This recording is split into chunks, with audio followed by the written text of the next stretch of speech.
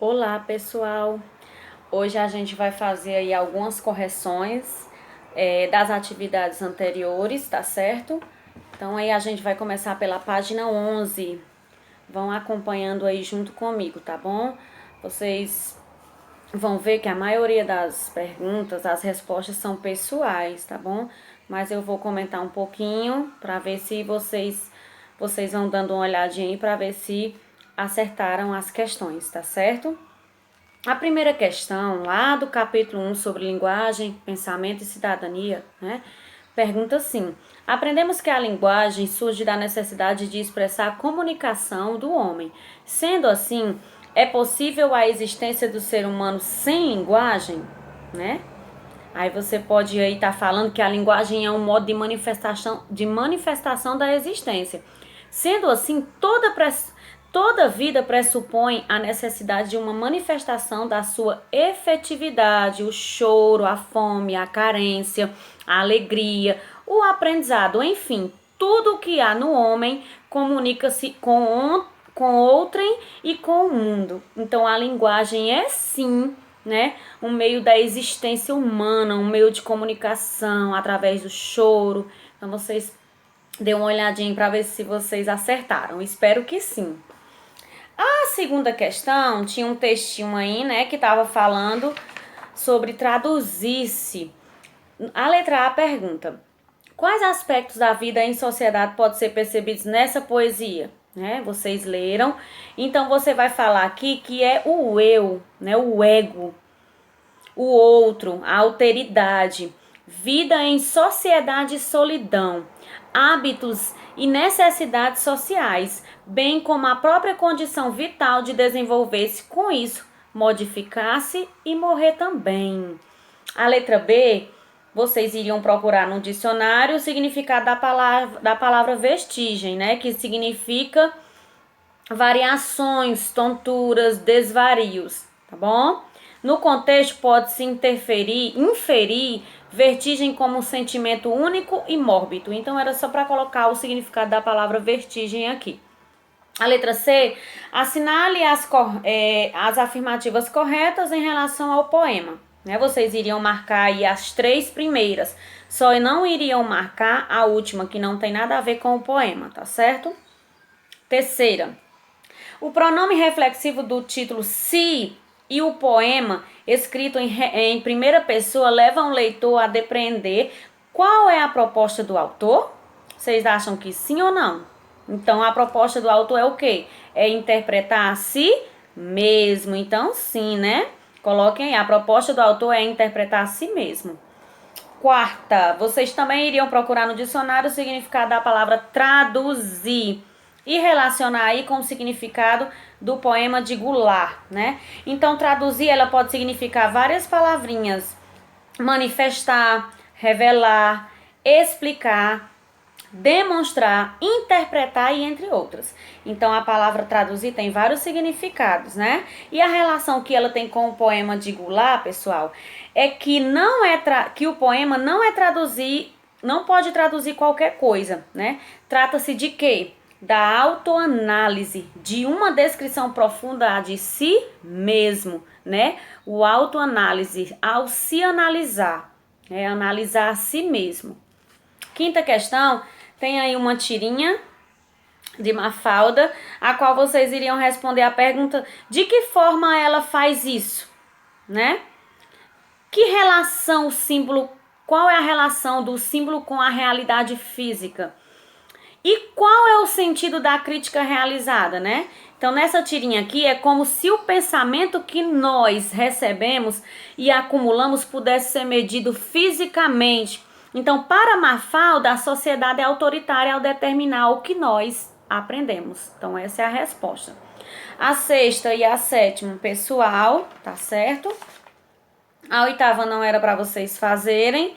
E vamos aí lá para a página 15, onde diz: primeira questão, você percebe diferenças entre o modo como você fala e o modo como outras pessoas falam? Cite algumas diferenças. Aqui você vai desculpem, pessoal. Aqui vocês vão falar Se vocês sentem aí diferença entre o modo de como vocês falam, né, e de que as outras pessoas falam com vocês. Então, é uma resposta pessoal. A segunda, vocês iriam marcar V ou F, tá bom? A primeira opção, verdadeira. A segunda opção, F. E a terceira e a quarta, V. Então, a única que é falsa aí é a segunda opção. Vamos para a página 16. A terceira questão, letra A. Como era a linguagem de Fabiano, né? Tem aí o texto falando sobre Fabiano e tá perguntando como era a linguagem dele. Você vai colocar que era cantada, que era monossílaba, que era gutural. Fabiano falava pouco e quando o fazia, não obtinha bons resultados, como se a linguagem dele fosse incipiente. Letra B. O modo como uma pessoa fala pode indicar sua condição social e econômica. No caso de Fabiano, a linguagem por ele empregada poderia estar relacionada à realidade do personagem? Sim, né? Se pensarmos que Fabiano era miserável e sua incapacidade de se expressar com clareza contribuía para a permanência de sua condição marginal, você pode estar explicando aí, tá bom? Com suas palavras. A C, né? Lá no finalzinho, em que trecho percebemos que Fabiano encontrava dificuldade em ordenar suas ideias e seus pensamentos, né? Você vai colocar aqui lá no trechozinho onde fala, não podia arrumar o que tinha no interior. Você coloca aí esse trechinho entre aspas. Letra D, lá no finalzinho também, pessoal. Que traço da personalidade de Fabiano e que crítica social estão presentes nesse trecho, né? Você vai colocar que traços são esses, né? Então é a relação aí da proximidade de Fabiano com os animais, em oposição ao distanciamento com outras pessoas. Então ele tinha muita proximidade com os animais, né? E essa proximidade com os animais fez com que a linguagem dele se atrasasse. Ele não tinha tanto contato com outras pessoas. Quarta, segundo o autor, que relação existe entre a língua que usamos e a cidadania, né? Então, para Marcos Bagno, aqui nesse texto, né, a língua não é algo que pode ser visto separadamente de seu usuário. Como é que vai existir a língua sem o ser humano sem a linguagem, né? Ou seja, o uso da língua ela tem implicações sociais e políticas, tá certo? Vamos aí lá para... Agora a gente vai entrar no capítulo 2, né? Vamos para a correção aí da página 24. Também são respostas pessoais, a qual vocês iriam aí analisar essas imagens da página 24 e iria fazer uma breve reflexão sobre a desigualdade social que a gente falou aí nas aulas anteriores, tá bom? E que o que elas representam, vocês iriam estar colocando aí nessas linhas. Segunda questão, né? A gente falou das vantagens e desvantagens. Aí vocês vão estar colocando aí, tá certo? Vamos lá para... Na aula passada a gente estudou sobre os direitos humanos, né? Falando sobre a Declaração Universal dos Direitos Humanos, quais são os nossos direitos. E que para nós podermos exercer esses direitos, temos que ter, né, conhecimento sobre cada um desses direitos que nós falamos na aula passada. Lá a primeira questão da página 28 diz, dos artigos citados, quais chamam mais sua atenção? Aí é pessoal, né? Quais os artigos sobre os direitos humanos chamam mais sua atenção? Lhe despertou mais curiosidade? Aí você vai colocar aqui e o porquê. Segunda, comente a primeira afirmação do documento. Todas as pessoas nascem livres e iguais em dignidades e direitos, né? Você vai comentar, também uma resposta pessoal, tá bom? Mas você pode estar falando aqui a questão da compreensão que todos os seres humanos, eles têm a liberdade e merecem ser dignos e possuidores dos seus direitos, tá bom? A terceira também é uma resposta pessoal, vocês vão estar lendo aqui, né? Vão observar se existe algum descumprimento desse direito e vão justificar a resposta de vocês. Vamos dar continuidade e encerrar o nosso capítulo 2, né? Como na aula passada a gente falou sobre um pouquinho da Declaração dos Direitos Humanos, a gente vai ver agora os direitos dos jovens, os direitos de vocês. Vocês conhecem? Quais os direitos de vocês? Então vamos ver aí alguns, né? Diz assim: nós, os jovens do mundo, proclamamos a presente declaração dos direitos da juventude como um fim de conseguir por todos os povos e por todas as nações. Vamos conhecer aí alguns dos direitos de vocês? No artigo 1 diz que todo jovem ele tem o direito à identidade, né? Ele tem a juventude aí, ele tem o direito de ser considerado como um grupo específico com seus valores próprios.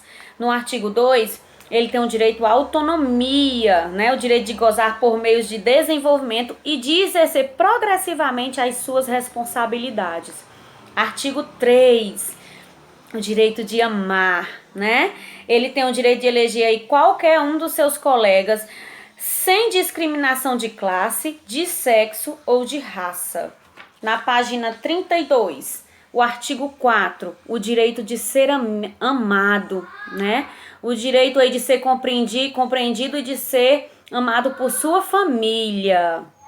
Temos também aí o artigo 5, né, que diz que o jovem ele tem direito de ser escutado, né, de expressar livremente, o direito de ser escutado e de ser considerado, ainda que sua opinião difira das ditas pelos adultos. O artigo 6, o que diz, né, o direito de ser informado, de receber informação objetiva com relação às realidades de nossa sociedade. O artigo 7 diz que todo jovem tem direito à participação, né? Direito de montar atividades, de participar delas, de comprometer-se livremente com cada uma delas. No artigo 8, fala que o jovem tem direito a uma vida escolar estável e progressiva, né? No que equivale aí o horário equilibrado que lhe permita tempo livre necessário para as atividades e os intercâmbios entre alunos e professores. E no artigo 9, pessoal, diz que todo jovem tem direito a oportunidades iguais, né? A questão aí da educação seletiva e não competitiva. No artigo 10, o jovem tem direito ao trabalho, né? Conforme aí a sua capacidade e suas aspirações. No artigo 11, todo jovem tem direito à inexperiência, né? O direito de poder concorrer aí a uma vaga de trabalho, sem ter nenhuma experiência. Artigo 12, o direito ao erro, né? Todo mundo tem direito de errar, né? De se corrigir. No artigo 13, o direito de uso do tempo livre, né? O direito de ter aí em seu meio um lugar que lhe permita dedicar-se, ocupar-se, organizar-se no seu tempo livre. No artigo 14, todos os jovens têm o direito à consideração moral, né? Os direitos aí a serviço que não sejam discriminatórios em lugares públicos. E no artigo 15 fala que todo jovem tem direito à consideração jurídica, né? Aqui fala da participação na elaboração das leis que lhe referem e de ser respeitado pelas forças da ordem. Então, esses são os artigos aí referentes aos jovens, os direitos, né? Os direitos dos jovens, tá bom? Então, repetindo, na aula passada a gente viu alguns direitos humanos, né? Declaração dos Direitos Humanos. Hoje a gente está vendo aí os direitos dos jovens, os direitos de vocês. E é bom que vocês estejam por dentro de cada um para poder exercê-los. Vamos continuar. Temos também o artigo 16, que fala que o jovem tem direito à proteção, né? O artigo 17 fala que o jovem tem direito aos valores espirituais. E no artigo 18, direito o quê? A solidariedade, que tanta gente fala nas aulas de ética, né? O jovem ele tem direito de crescer em um espírito de paz e de solidariedade. E de ter ante dos seus olhos exemplos de compartilhamento e ajuda mútua no plano internacional que incitem a construir um mundo mais fraternal, um mundo mais cheio de amor, de paz, né? Pessoal, vocês vão estar respondendo aí as páginas 35 e 36. A quinta questão da página 37 não precisa vocês estar fazendo, não precisa vocês fazerem, tá bom? E agora vamos ao que nos interessa, né? Pessoal, hoje eu vou passar para vocês o trabalho referente ao mês de maio, tá bom? Como a gente viu aí, né, uns temas bastante produtivos, viver dignamente, né, a ação da ética. O filme, o trabalho que eu quero que vocês façam é assistir o filme Pro Dia Nascer Feliz, tá bom? É um filme bem interessante, pessoal. Esse filme ele vai retratar de um documentário de João Jardim, aonde ele vai retratar uma dedicação com delicadeza, a sensibilidade e a cruel realidade de 4 escolas, né? Ele vai falar aí sobre o cotidiano dos jovens, tá bom? Em 4 escolas. Dentre essas escolas vai ter uma particular, bom, em um bairro da elite. João Jardim, ele não deixa de mostrar ainda outro estabelecimento de ensino, não nomeado, mas que o espectador percebe que é uma instituição para adolescentes em conflitos com a lei. Vai falar aí a questão da lei, né? A gente viu alguns dos nossos direitos. Então, esse documentário é muito interessante. Espero que vocês, eu tenho certeza que vocês vão gostar, tá bom? E ao terminar de assistir esse filme, esse documentário, vocês vão fazer um resumo com as palavras de vocês. Que mensagem esse documentário trouxe para a sua vida? O que você aprendeu com ele? Tá certo? Vocês vão fazer um breve resumo. Ao terminar, vão estar me enviando para mim poder fazer a correção, tá certo? Espero que tenha ficado claro. E qualquer dúvida é só perguntar. Só mandar uma mensagem para mim lá no PV, tá certo? Então façam o trabalho e não se esqueçam, mandem a foto, tá certo? Espero que vocês tenham gostado da nossa aula de hoje e até a nossa próxima aula. Beijos!